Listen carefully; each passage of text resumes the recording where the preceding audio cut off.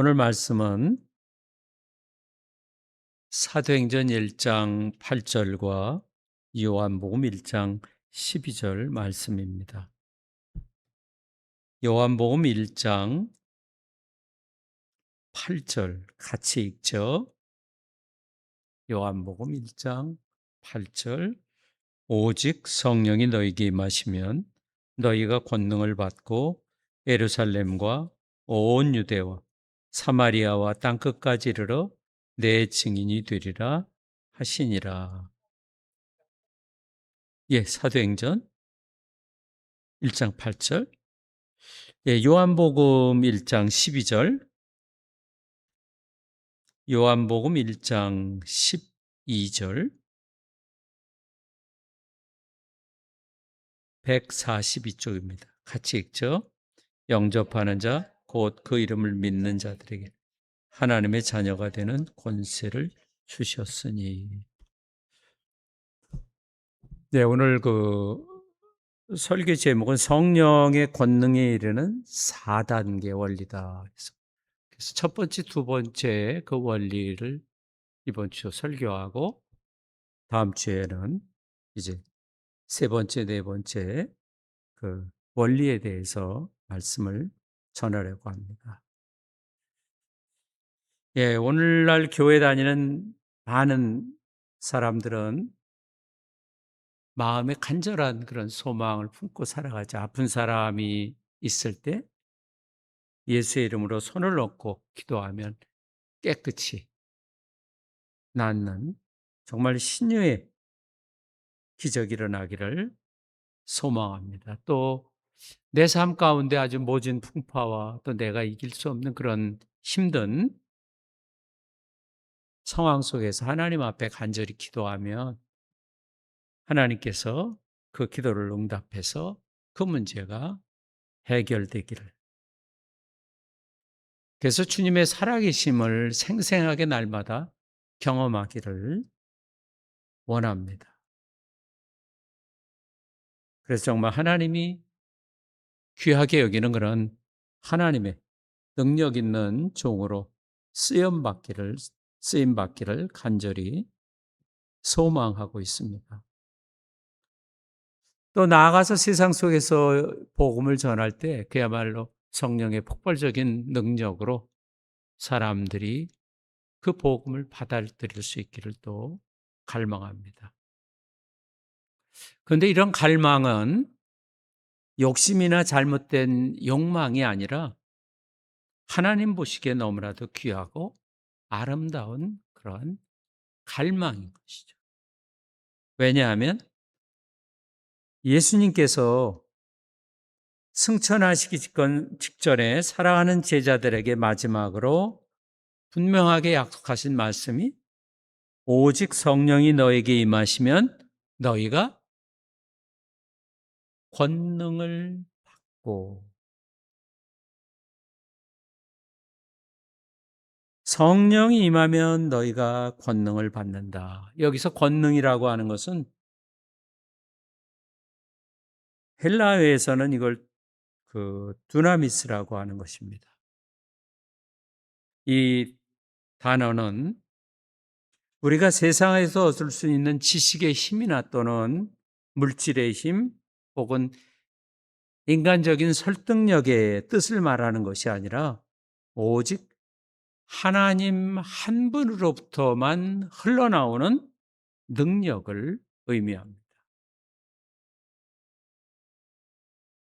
이 두나미스에서 우리가 잘 아는 그러한 영어 단어 중 아주 역동적인 단어인 다이나믹, 또 거대한 바위산을 한 번에 무너뜨리는 다이너마이트라고 하는 단어가 파생됐습니다. 하나님께서 꿈꾸는 교회는 어떤 모습일까? 하나님은 예수님의 핏값으로 사신 자신의 교회가 그저 매주 정해진 시간에 모여서 종교적인 예식만 치르고 무기력하게 흩어지는 종교단체가 되기를 원하지 않으신다는 거죠.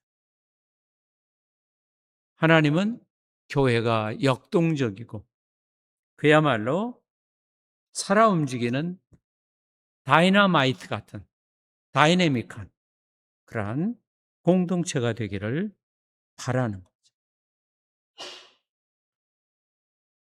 어떻게 하면 우리는 이러한 그 위대한 권능, 다이나믹을 경험하며 살 수 있을까? 그것은 성령이 우리에게 임하시면 그 시작이 되는 겁니다. 바로 성경은 이거를 거듭남의 단계라 그렇게 얘기합니다. 모든 영적인 생명과 하나님의 역사는 오직 이 거듭남에서 시작합니다. 어느 날 밤에 그 유대인 중에서 아주 유명한 지성인, 엘리트인 니고데모가 예수님께 찾아왔습니다.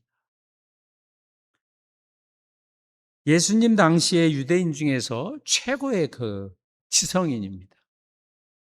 그리고 종교적인 권력을 가진 자예요.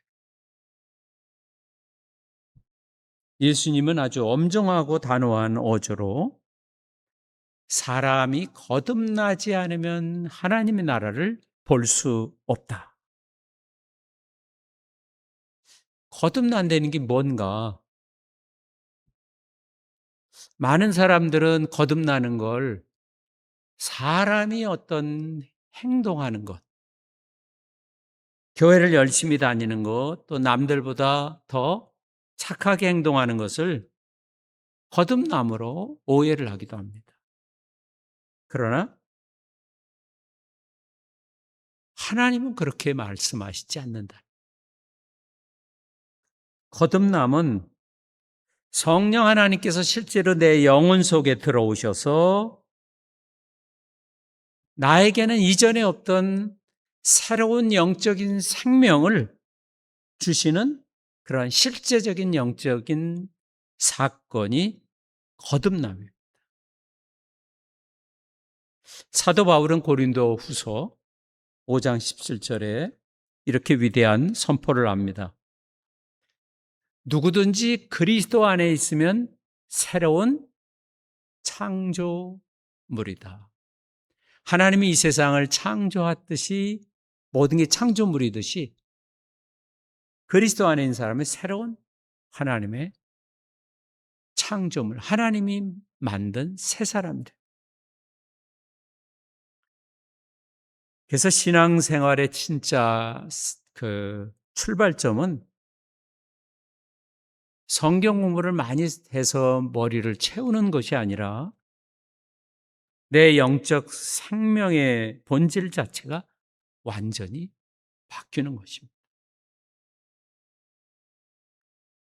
생명이 바뀌어야 비로소 영적인 세계가 보이기 시작하고 하나님의 살아계신 역사가 믿어지기 시작하는 것입니다.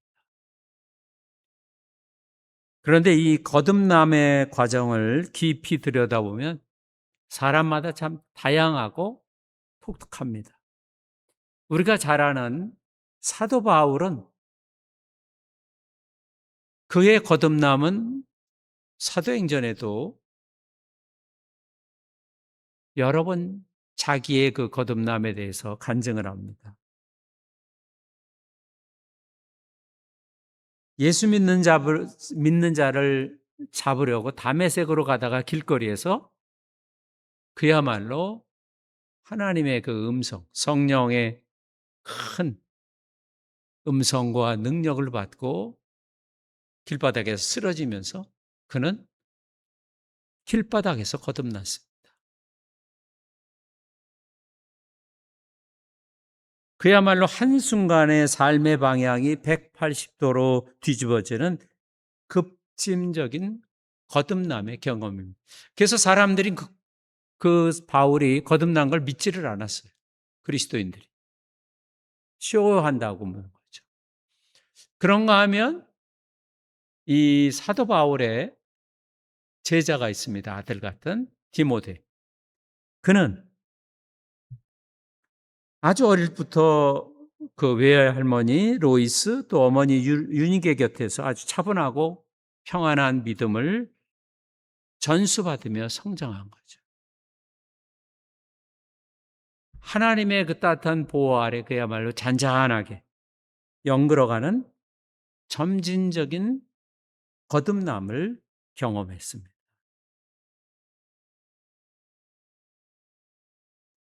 여기서 우리가 알아야 될 그런 놀라운 영적 비밀이 있는데, 극단적인 회심을 한 바울과 모태신앙으로부터 잔잔하게 자라난 디모데나 회심의 방법과 또 속도는 완전히 달랐지만 하나님이 두 사람을 쓰는 그 쓰임새에서는 다 똑같이 귀중하게 쓰셨다는 사실입니다. 거듭남의 그 외적인 모양새가 다를 수 있어도 그들 안에 성령님이 살아계시기 때문에 거듭남의 본질은 완벽하게 동일하다고 하는 거예요. 양쪽 다 성령님에 의해서 거듭났다는 거예요. 두 사람 다 성령 하나님이 그들 안에 거하신다는 거죠.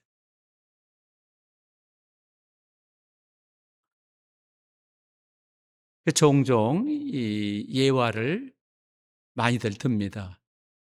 집안에 아주 최신식 집을 짓고 최고의 좋은 그런 가전제품을 들여놓고 또 최고로 좋은 컴퓨터 시스템, 요새는 뭐 아주 다양하잖아요. 그런 여러 가지, 또 에어컨 시스템부터 여러 가지 공기 순환하는 그런 시스템까지 다 해놨어요.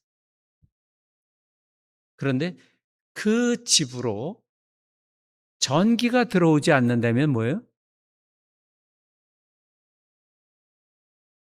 그 집안에 있는 그 값비싸고 최첨단의 그러한 장치들이 다 뭐예요? 고철덩어리에 불과하는 거죠.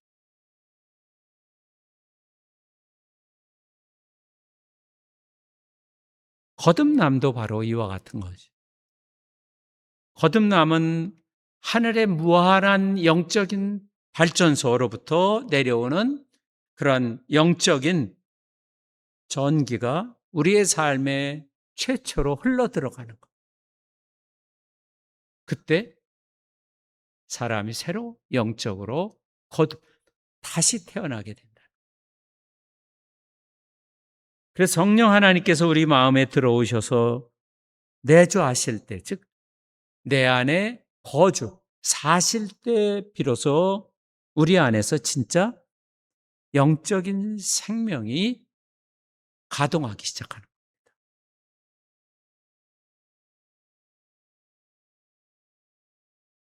바울처럼 여러 가지 역경을 거치고 예수를 믿던, 또는 디모데처럼 그야말로 순탄하게 그런 가운데 평안하게 하나님을 신뢰하면서 자라온 사람이든, 거듭남의 형태나 체험의 유무는 저마다 다를 수 있으나, 그러나 분명한 것은 내 안에 성령 하나님이 들어오셨다는 이 영광스러운 사실 하나만으로 내 안에 장차 하나님의 능력을 행사할 수 있는 그런 모든 근원이 이미 내 안에 있다고 하는 거예요. 전기가 들어오면 냉장고에서는 시원한 그 온도를 낮춰서 그 안에 뭐를 넣든 다 시원하게. 또 에어컨으로 들어가면 시원한 바람이 나와서 이 무더위를 이길 수 있죠. 요새 에어컨 없이는 못 살잖아요, 요새는. 몇 년 전까지만 해도 웬만하면 견뎠어요. 그저만 뭐 1주, 2주 견디지. 근데 지금은 뭐예요? 1주, 2주가 아니라 아무도 장담을 못 해. 왜냐하면 처음 경험하는 거라.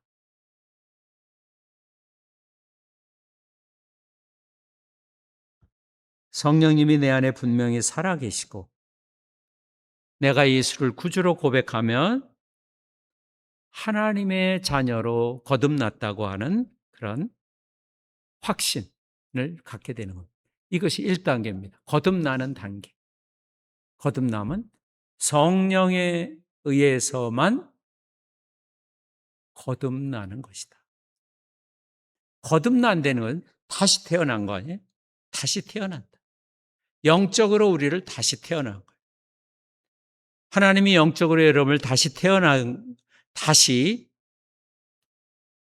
태어나게 한 걸 믿으십니까? 예. 이 두 번째 단계. 하나님의 자녀의 권세를 사용하는 단계.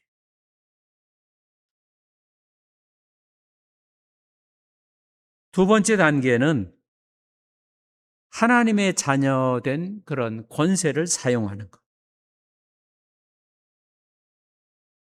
그래서 영적인 권세, 이 권세는 누굴 가서 뭐 주먹으로 치는 물리적인 어떤 육체적인 힘도 아니고 영적인 거예요. 요한복음 1장 12절을 다시 한번 우리 같이 한번 천천히 읽어보죠. 12절 시작.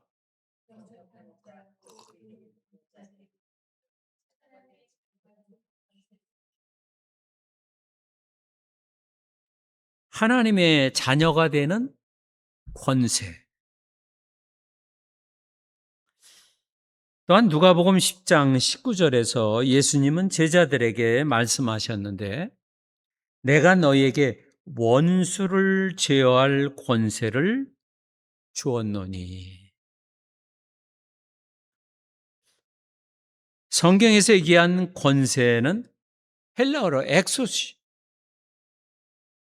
엑수시아, 즉 개인적인 힘이나 주먹의 어떤 그런 완력이 아니라 이것은 나를 파송한 하나님으로부터 합법적으로 받은 권한인 거예요.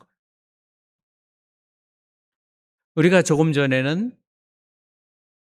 능력에 대해서 두나미스, 다이나마이트라는 능력에 대해서 이해를 했는데 이 권세는 다른 거예요. 뭐냐면 쉽게 이해하자면 경찰관이 차들이 쌩쌩 달리고 있는 거기 서서 제복을 입고 서서 주로 이제 흰 장갑을 끼고 서서 이쪽으로 차 이쪽으로 갖다 대십시오 하고 서십시오 하면 어떻게 해요? 달려오던 차가 그 앞에 가서 그냥 서는 거예요.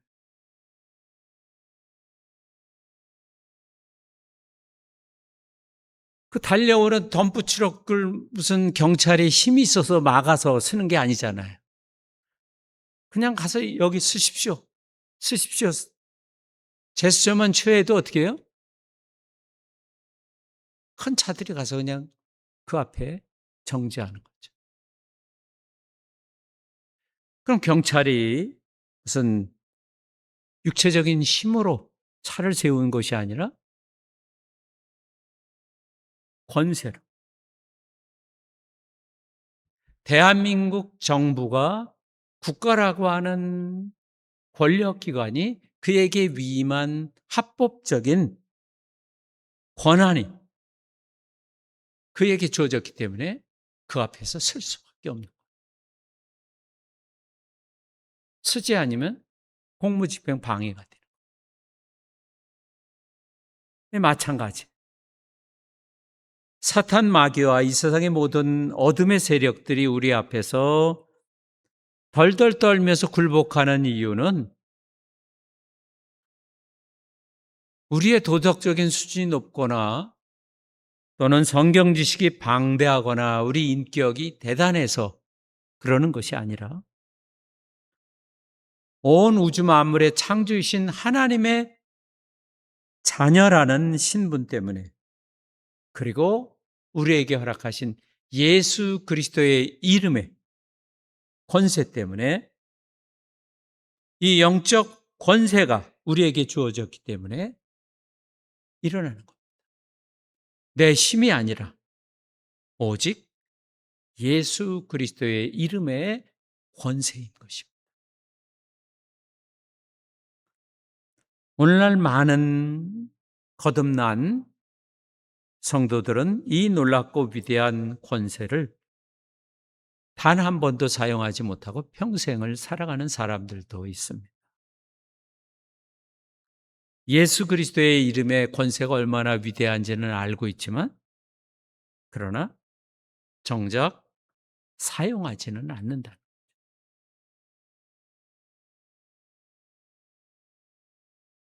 기도하면서도 마음속에 늘 의심과 불안이 가득해서 확신이 없이 허공에 맴도는 약한 기도를 드리는 것과 같은 겁니다. 영적 전쟁이 치열한 그 삶 속에 악한 영들을 향해 담대하게 선포하지 못하고 그저 무기력하게 끌려다니기만 하는 겁니다. 그러나 초대교회 그 교인들은 우리와는 전혀 달랐습니다. 사도행전 3장에 베드로가 성전 미문이라고 하는 곳에 앉은 뱅이로 앉아 있는 사람이 있어요. 근데 이 사람은 중도에 그렇게 장애가 있는 것이 아니라 태어날 때부터 걷지 못하는 사람입니다. 그냥 누워서 구걸하는 사람인데 베드로는 그걸 동전 몇 푼 던져주는 것이 아니라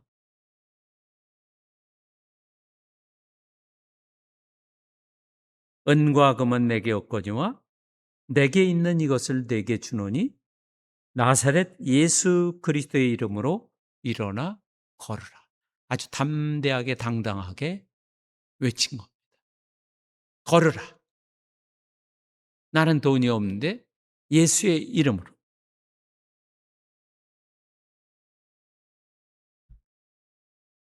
베드로는 자신이 가진 어떤 특별한 그러한 치유의 능력이나 인간적인 초능력을 의지한 것이 아니라 오직 주님께서 약속하신 그 예수 그리스도의 이름을 믿음으로 당당하게 외친 것입니다. 우리도 바로 이러한 삶을 살아야 합니다. 우리의 고달한 삶의 현장에서 그리고 가슴 아픈 문제들 앞에서 예수의 이름을 적극적이고 또한 반복적으로 사용해서 기도하고 또 이 영적 전쟁을 치러내야 하는 것입니다.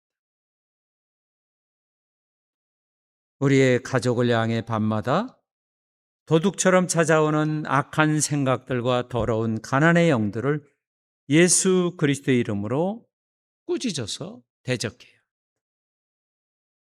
병든 몸과 사랑하는 사람들의 아픈 부위에 손을 얹고 나사렛 예수의 이름으로 치유를 담대하게 선포하십시오. 내 마음에 쉴 새 없이 밀려와 나를 주저앉히려는 두려움, 절망을 향해 나사렛 예수 그리스도의 이름으로 떠나갈 것을 당당하게 명령해요.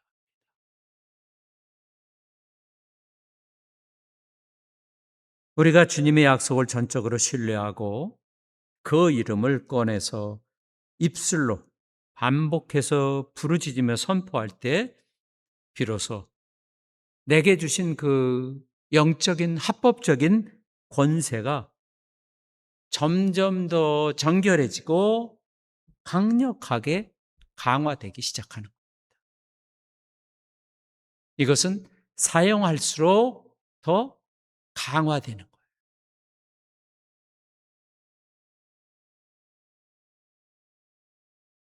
오직 우리가 믿음으로 꺼내어 적극적으로 사용하는 그 권세를 통해서만 강력하게 역사하기 시작하는 겁니다. 보통 한두 번 하고는 이게 의미가 없는 거구나. 포기하는 게 아니라 반복해서 선포할 때 또 명령할 때 권세가 드러나는 겁니다.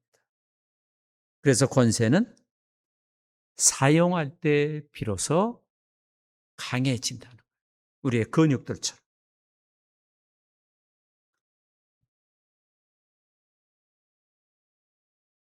권능에 이르는 4단계 중에 오늘 우리는 1단계 거듭남, 즉 하늘의 무한한 전원이 우리 삶의 최초로 연결되는 영광스러운 시작이다. 두 번째 단계에는 권세는 그 전원을 바탕으로 내게 부여된 자녀됨의 그 특권, 예수의 이름의 영적인 열쇠를 적극적으로 사용하는 단계입니다. 이번 한 주간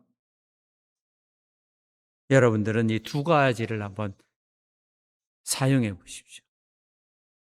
처음에는 어색할 수 있습니다. 왜 명령을 하지? 왜냐하면 그런 기도를 잘 안 하잖아요, 우리가. 첫째는 내 안에 성령이 살아계시다는 이 거듭남의 은혜를 온전히 확신하고 내 형편이나 나의 연약함에 상관없이 이미 내 안에 엄청난 하나님의 능력을 행할 수 있는 근원이 장착되어 있음을 신뢰하시기를 바랍니다. 둘째는 숨겨뒀던 예수 그리스도의 이름의 권세를 꺼내서 사용하는 것. 예수님의 권세를 가지고 사랑하는 사람들을 손을 얹고 또 기도해서 축복하는 그런 시간들을 갖기를 바랍니다. 여러분을 괴롭히는 마음의 병, 육체의 질병, 가정과 일터의 꼬인 문제들을 향해 혼자 끙끙 앓으며 걱정하지 말고 나사렛 예수 그리스도의 이름의 권세를 가지고 단호하게 대적하며 담대히 선포하십시오. 작은 순종이 작은 기적을 만들어냅니다. 그리고 그 경험이 우리 안에 쌓여갈 때 우리는 비로소 흔들리지 않는 단단한 영적 근육으로 자라나게 될 것입니다. 이번 한 주간 입술을 벌려서 선포할 때 예수님의 권세가 나타나고 그로 인해 삶의 모든 어둠이 물러가고 하나님의 능력이 마음껏 공급되는 놀라운 승리를 경험하는 여러분 되기를 바랍니다. 새롭게 한 주간 도전하십시오. 같이 기도하겠습니다.